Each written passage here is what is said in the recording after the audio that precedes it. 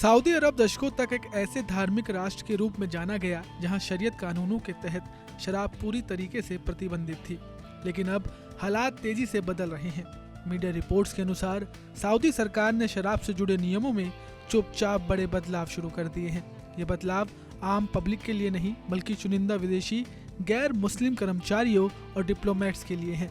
ये कदम साफ संकेत देता है कि देश खुद को केवल धार्मिक केंद्र के रूप में नहीं बल्कि एक उभरते टूरिज्म और बिजनेस हब के रूप में पेश कर रहा है, जो कि क्राउन प्रिंस मोहम्मद बिन सलमान की विजन 2030 का अहम हिस्सा है।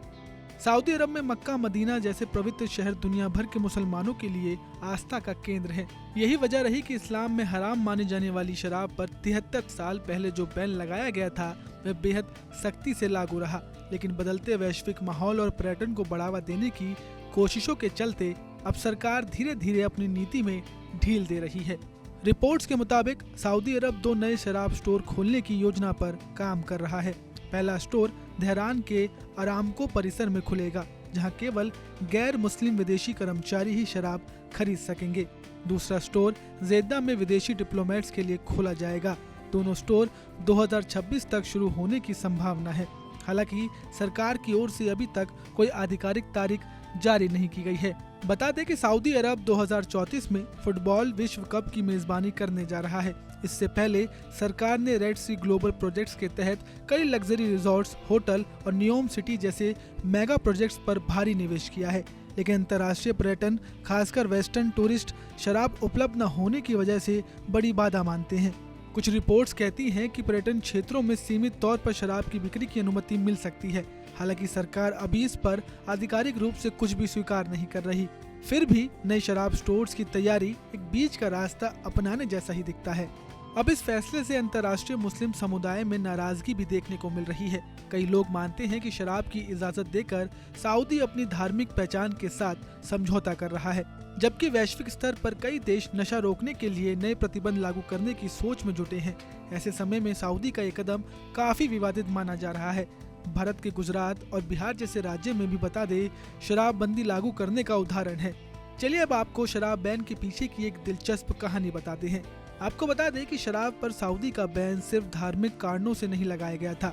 साल 1951 में जेद्दा में एक पार्टी के दौरान हुई एक घटना ने इसे और मजबूत कर दिया। रिपोर्ट्स के मुताबिक पार्टी में शामिल शाही खानदान के सदस्य प्रिंस मिशारी बिन अब्दुल अजीज शराब के नशे में धुत हो गए थे। गुस्से में उन्होंने एक ब्रिटिश डिप्लोमेट को गोली मारकर हत्या कर दी थी। इस घटना के बाद उन्हें दोषी मानते हुए जेल भी भेज दिया गया था। इसके बाद साल 1952 में पूरे देश में शराब पर सख्त बैन लागू कर दिया गया था, जो 73 साल तक जारी रहा। सऊदी में शराब पीना, रखना या इसकी तस्करी करना सब पर भारी जुर्माना, जेल और विदेशी नागरिकों के लिए तत्काल रिपोर्ट का कठोर कानून लागू रहा। अब सऊदी की बदलती शराब नीति ये संकेत देती है कि देश अपने धार्मिक और पारंपरिक ढांचे के साथ संतुलन बनाते हुए खुद को आधुनिक, खुला और अंतर्राष्ट्रीय तौर पर आकर्षण बनाने की कोशिश कर रहा है। लेकिन इस बीच कई बड़े सवाल भी उठते हैं, जैसे क्या ये बदलाव धीरे धीरे बड़े सामाजिक परिवर्तन की ओर ले जाएंगे? क्या आने वाले सालों में सऊदी के पर्यटन इलाकों में शराब की सीमित अनुमति मिल जाएगी? और क्या सरकार इसे सिर्फ विदेशी समुदाय तक सीमित रखेगी? अब कुछ भी हो, लेकिन फिलहाल इतना तो तय है कि दुनिया के सबसे सख्त इस्लामिक देशों में से एक में अब बदलाव की हवा चल रही है और ये बदलाव आने वाले सालों में और गहरा हो सकता है। खैर, आप इस मामले पर क्या सोचते हैं, हमें कमेंट कर जरूर बताएं। नमस्कार, मैं हूं मानक गुप्ता। अगर आपको हमारा ये वीडियो पसंद आया हो तो इसे लाइक और शेयर जरूर करें, और हाँ, हमें सब्सक्राइब और फॉलो करना ना भूलें ताकि आप देश और दुनिया की कोई खबर मिस ना करें। तो जुड़े रहिए हमारे साथ और देखते रहिए न्यूज़ 24।